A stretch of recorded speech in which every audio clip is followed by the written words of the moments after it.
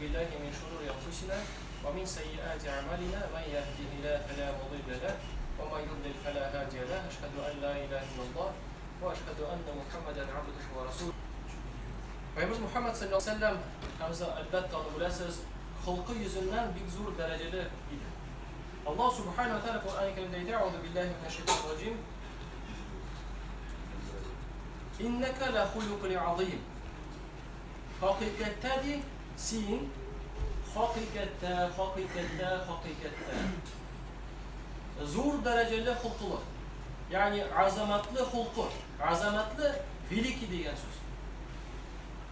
Hem elbette biz onun tırmışından bunu görürüz.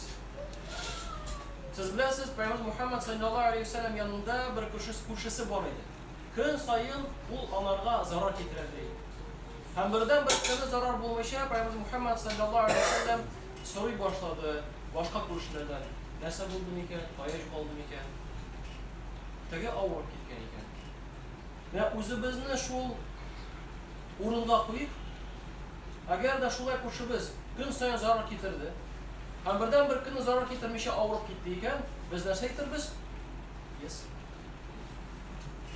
Yok, Peygamberimiz Muhammed sallallahu aleyhi ve sellem nişedi? Kırıp halin bildi. Tege Yahudi bana kurup yılı ayta.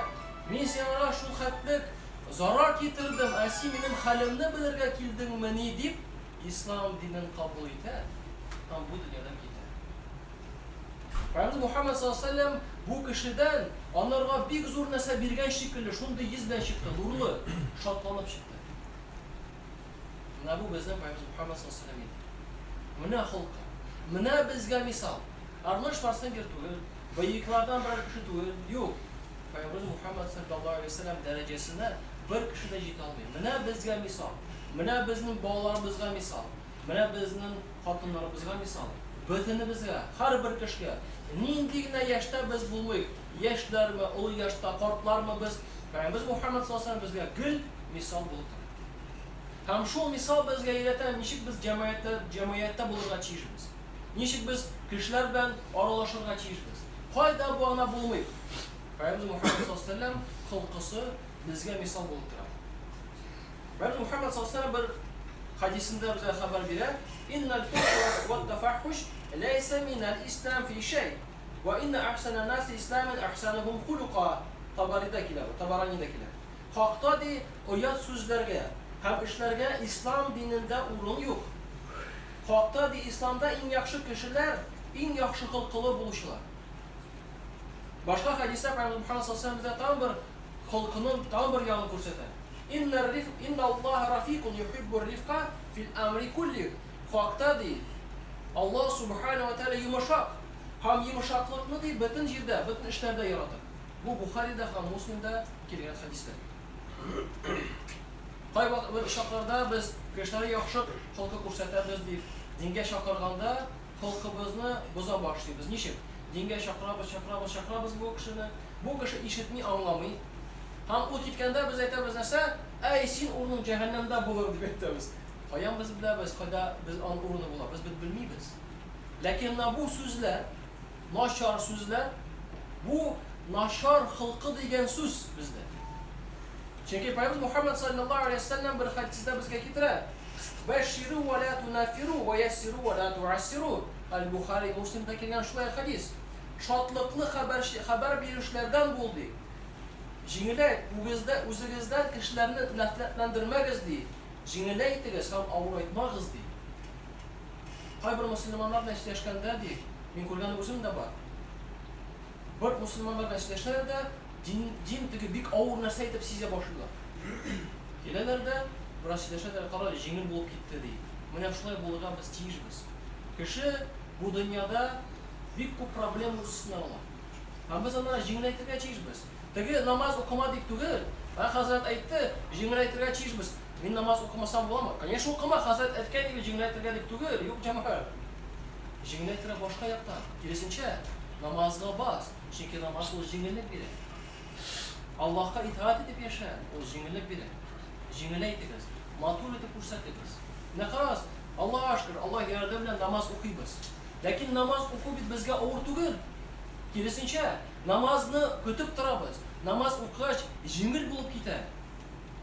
Чөнки Аллаһ Тәала безгә бит юридуллаһу бикумул юсра ва ла юриду бикумул уср. Аллаһ Тәала сезгә җиңеллек тели, ул сезгә авырлык теләми. Шул кануннары белән дә, менә бу кануннарны Аллаһ Тәала безгә бирде икән, Аллаһ Тәала аларга мохтаҗ түгел, без кешеләр аларга мохтаҗ. Ләкин күп кешеләр аңламыйлар җәмәгать. Без аңлашып каршы. Аллаһ Субханаһу ва Тәала Кур'ан Кәримдә әйтә: "Ва лау кунта фаздан галидал калб", әгәр дә син фазлы дигән грубый дигән сүз. Грубый. Һәм каты йөрәкле булган булсаң иде, Аллаһ синнән бөтенсе кашып бетерләр иде. Ия кайтасың. Әгәр дә син каты йөрәкле булсаң, балан да җигерми син янына, качалар, хатын да кача, бөтен кеше кача. Әгәр дә син җимшаклы, матур, рәхимле булсаң, ия кайтканда балан да чыгып сине кочаклап үбә, хатын да кочаклый. Ягъни менә шул җимшаклык белән дингә без бетерергә тиешбез. Балаларыбыз да, хатыннарыбыз да теге безнең хатыннар намаз укый дип, әйдә ничек була шулай була дип ярамый.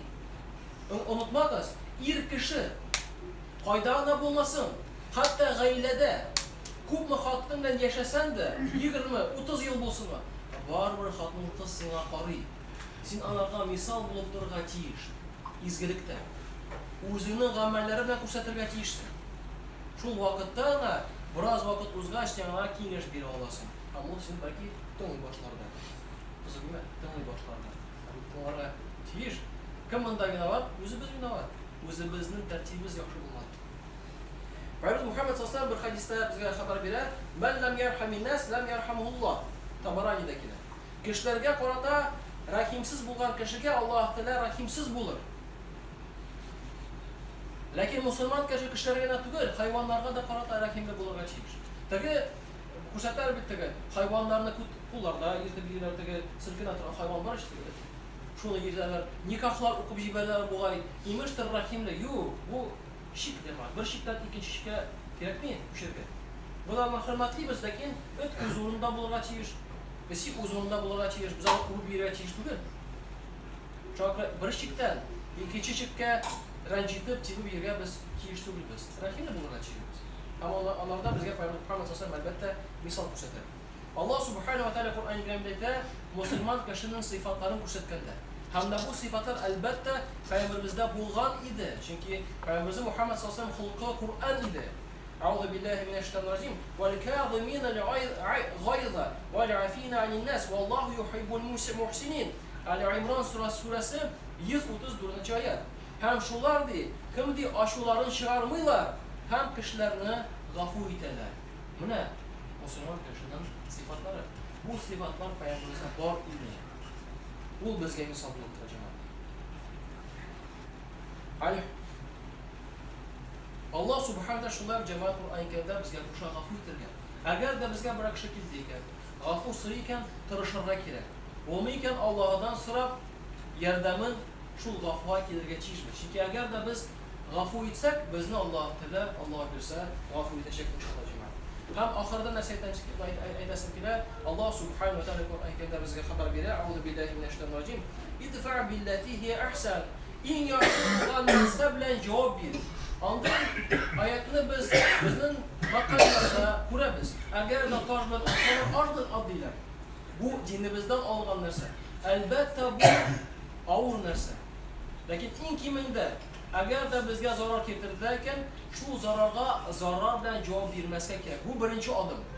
Әгәр дә инде син моннан тотылып кына түгел, әле изгелек белән, игелек белән җавап бирәсең икән, инде Аллаһ бирсә син бераз гына Пәйгамбәрбезнең хулкысына ошый башладың дигән сүз. Аллаһ Тәала һәрберебезгә насыйп итсә иде. Үзебезгә дә, балаларыбызга да, хатыннарыбызга да, туганнарыбызга да Пәйгамбер Мөхәммәд саллаллаһу алейхи ва саллям мисал алырга. Һәрберебезгә дә Пәйгамбер Мөхәммәд саллаллаһу алейхи ва саллям шикелле хулкылы булырга Раббыбыз һәрберебезгә насыйп итсә иде. Субханака Аллаһумма ва бихамдик, ла илаһа илля анта, астагфирука ва атубу илейк. Валлаһу самиъун дуа.